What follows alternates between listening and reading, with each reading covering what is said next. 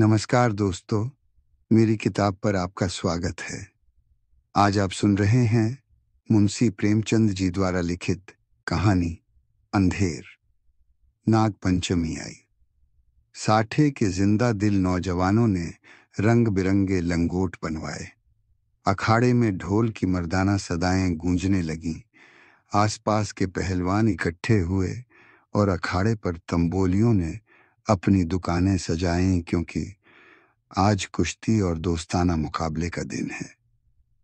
औरतों ने गोबर से अपने आंगन लीपे और गाती बजाती कटोरों में दूध चावल लिए नाग पूजने चलीं। साठे और पाठे दो लगे हुए मौजे थे। दोनों गंगा के किनारे थे। खेती में ज्यादा मशक्कत नहीं करनी पड़ती थी, इसीलिए आपस में फौजदारियां खूब होती थीं। आदिकाल से उनके बीच होड़ चली आती थी। साठे वालों को यह घमंड था कि उन्होंने पाठे वालों को कभी सिर न उठाने दिया। उसी तरह पाठे वाले अपने प्रतिद्वंद्वियों को नीचा दिखलाना ही जिंदगी का सबसे बड़ा काम समझते थे। उनका इतिहास विजयों की कहानियों से भरा हुआ था।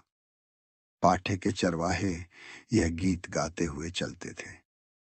साठे वाले कायर सगरे पाठे वाले हैं सरदार, और साठे के धोबी गाते साठे वाले 60 हाथ के, जिनके हाथ सदा तलवार।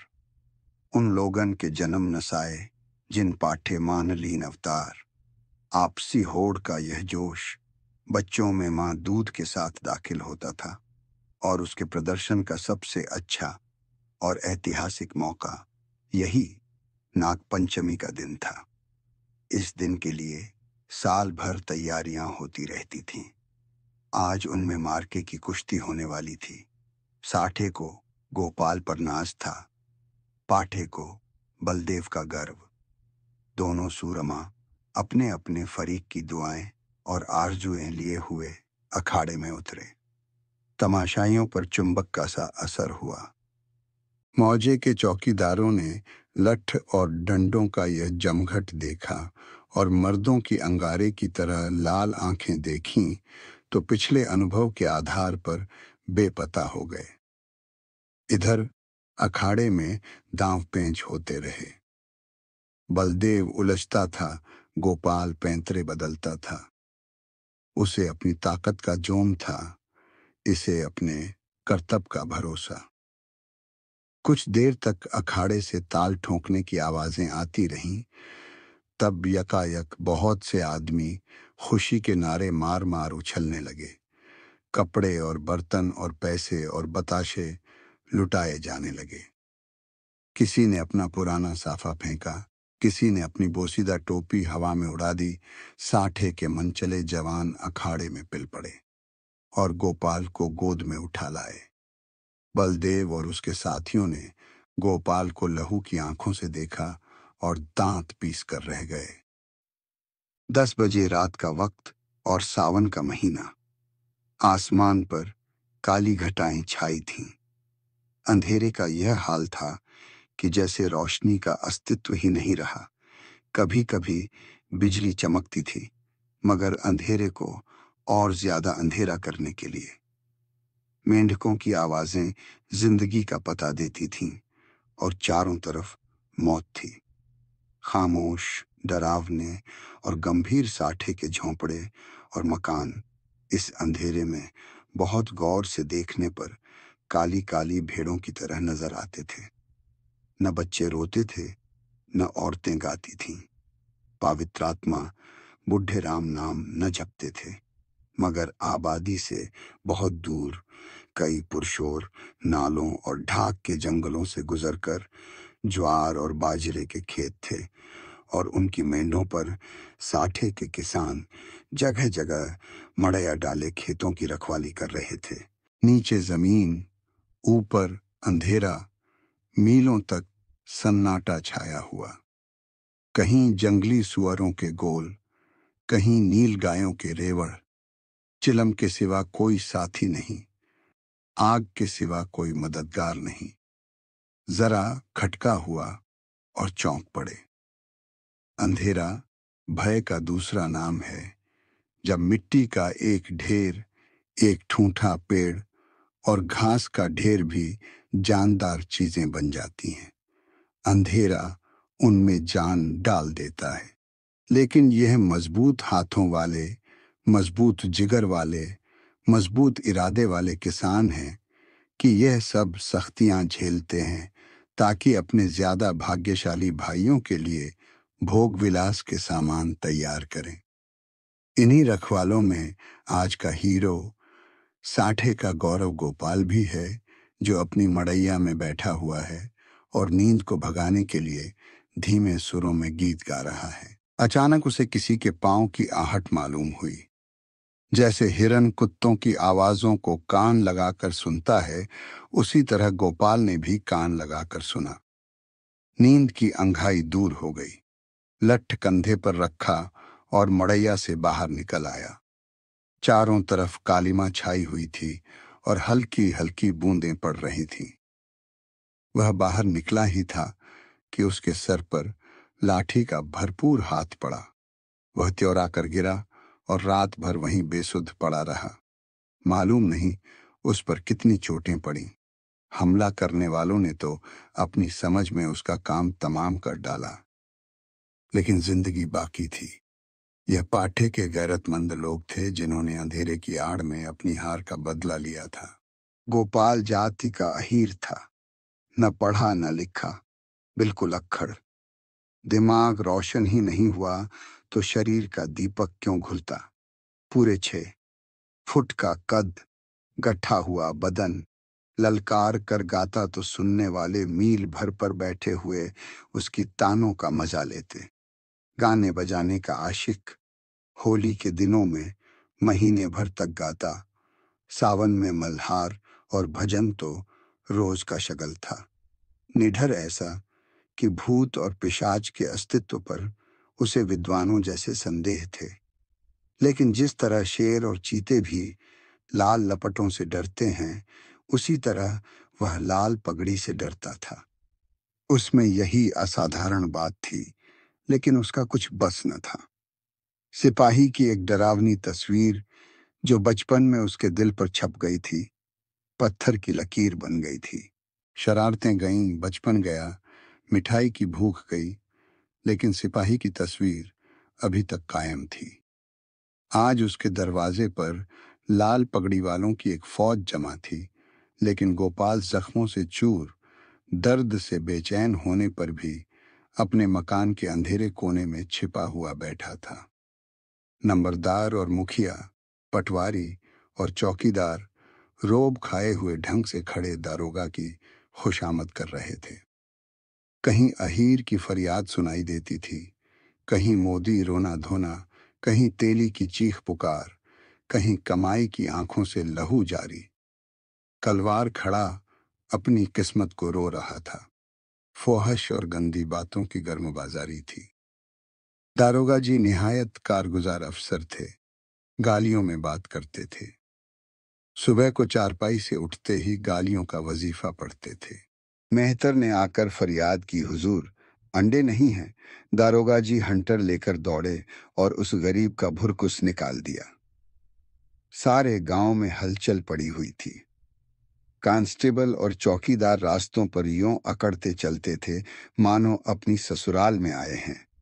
जब गांव के सारे आदमी आ गए तो बात चली कि वारदात हुई और इस कमबख्त गोपाल ने रपट तक न की।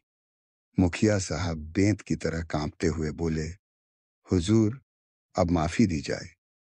दारोगा जी ने गजबनाक निगाहों से उसकी तरफ देखकर कहा, यह इसकी शरारत है।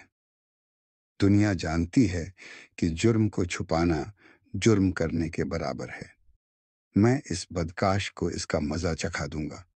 वह अपनी ताकत के जोम में भूला हुआ है और कोई बात नहीं। लातों के भूत बातों से नहीं मानते। मुखिया साहब ने सिर झुकाकर कहा, हुजूर। मुखिया साहब ने सिर झुकाकर कहा, हुजूर, अब माफी दी जाए। दारोगा जी की त्योरियां चढ़ गईं और झुंझलाकर बोले, अरे हजूर के बच्चे, कुछ सठिया तो नहीं गया है। अगर इसी तरह माफी देनी होती तो मुझे क्या कुत्ते ने काटा था कि यहाँ तक दौड़ा आता। न कोई मामला, न ममाले की बात, बस माफी की रट लगा रखी है। मुझे ज्यादा फुर्सत नहीं है। नमाज पढ़ता हूँ, तब तक तुम अपना सलाह मशविरा कर लो और मुझे हंसी खुशी रुखसत करो, वरना गौस खां को जानते हो, उसका मारा पानी भी नहीं मांगता। दारोगा तकवे व तहारत के बड़े पाबंद थे। 5 वक्त की नमाज पढ़ते और 30 रोजे रखते। ईदों में धूमधाम से कुर्बानियां होती। इससे अच्छा आचरण किसी आदमी में और क्या हो सकता है। मुखिया साहब दबे पांव गुपचुप ढंग से गौरा के पास गए और बोले, यह दारोगा बड़ा काफिर है। 50 से नीचे तो बात ही नहीं करता। अव्वल दर्जे का थानेदार है। मैंने बहुत कहा, हुजूर गरीब आदमी है, घर में कुछ सुभीता नहीं, मगर वह एक नहीं सुनता। गौरा ने घूंघट में मुंह छिपाकर कहा, दादा, उनकी जान बच जाए, कोई तरह की आंच ना आने पाए। रुपये पैसे की कौन बात है, इसी दिन के लिए तो कमाया जाता है। गोपाल खाट पर पड़ा सब बातें सुन रहा था। अब उससे न रहा गया। लकड़ी गांठ ही पर टूटती है।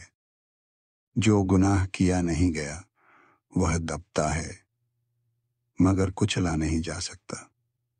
वह जोश से उठ बैठा और बोला, 50 रुपए की कौन कहे, मैं 50 कौड़ियां भी न दूंगा। कोई गदर है, मैंने कसूर क्या किया है। मुखिया का चेहरा फक हो गया। बड़प्पन के स्वर में बोले, धीरे बोलो, कहीं सुन ले तो गजब हो जाए। लेकिन गोपाल बिफरा हुआ था। अकड़ कर बोला, मैं एक कौड़ी भी न दूंगा। देखें कौन मेरे फांसी लगा देता है।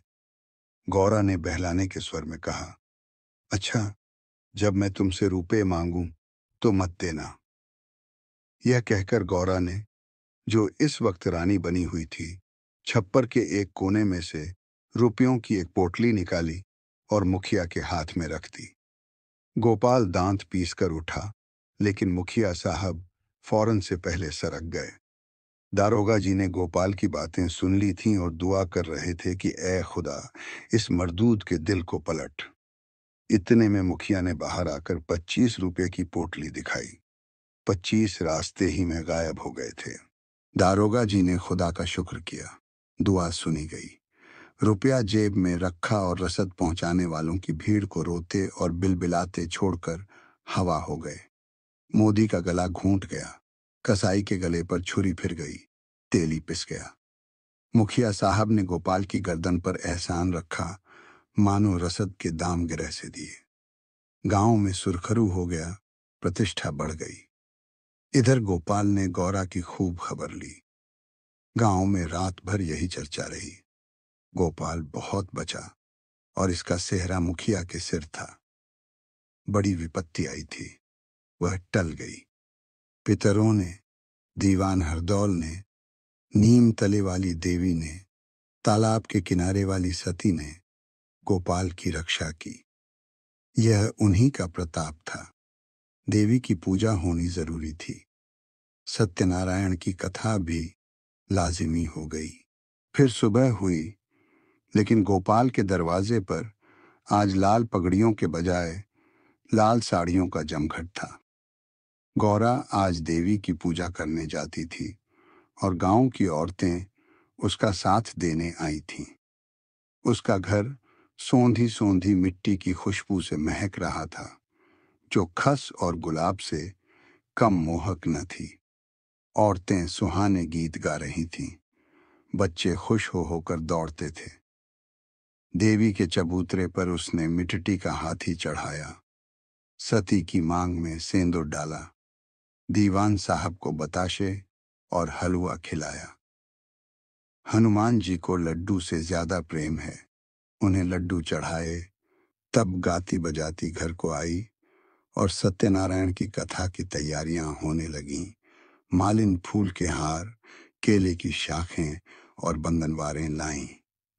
कुम्हार नए नए दिए और हांडियां दे गया। बारी हरे ढाक के पत्तल और दोने रख गया। कहार ने आकर मटकों में पानी भरा। बढ़ई ने आकर गोपाल और गौरा के लिए 2 नई नई पीढ़ियां बनाई। नाइन ने आंगन लीपा और चौक बनाया। दरवाजे पर बंधनवारें बंध गईं।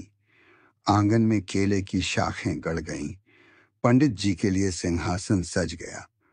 आपस के कामों की व्यवस्था खुद ब खुद अपने निश्चित दायरे पर चलने लगी। यही व्यवस्था संस्कृति है जिसने देहात की जिंदगी को आडंबर की ओर से उदासीन बना रखा है। लेकिन अफसोस है कि अब ऊंच नीच की बेमतलब और बेहुदा कैदों ने इन आपसी कर्तव्यों को सौहार्द सहयोग के पद से हटाकर उन पर अपमान और नीचता का दाग लगा दिया है। शाम हुई। पंडित मोटे राम जी ने कंधे पर झोली डाली, हाथ में शंख लिया और खड़ाओं पर खटपट करते गोपाल के घर आ पहुंचे। आंगन में टाट बिछा हुआ था। गांव के प्रतिष्ठित लोग कथा सुनने के लिए आ बैठे। घंटी बजी, शंख फूंका गया और कथा शुरू हुई। गोपाल भी गाढ़े की चादर ओढ़े एक कोने में फूंका गया और कथा शुरू हुई। गोपाल भी गाढ़े की चादर ओढ़े एक कोने में दीवार के सहारे बैठा हुआ था। मुखिया, नंबरदार और पटवारी ने मारे हमदर्दी के उससे कहा, सत्यनारायण की महिमा थी कि तुम पर कोई आंच न आई। गोपाल ने अंगड़ाई लेकर कहा, सत्यनारायण की महिमा नहीं, यह अंधेर है।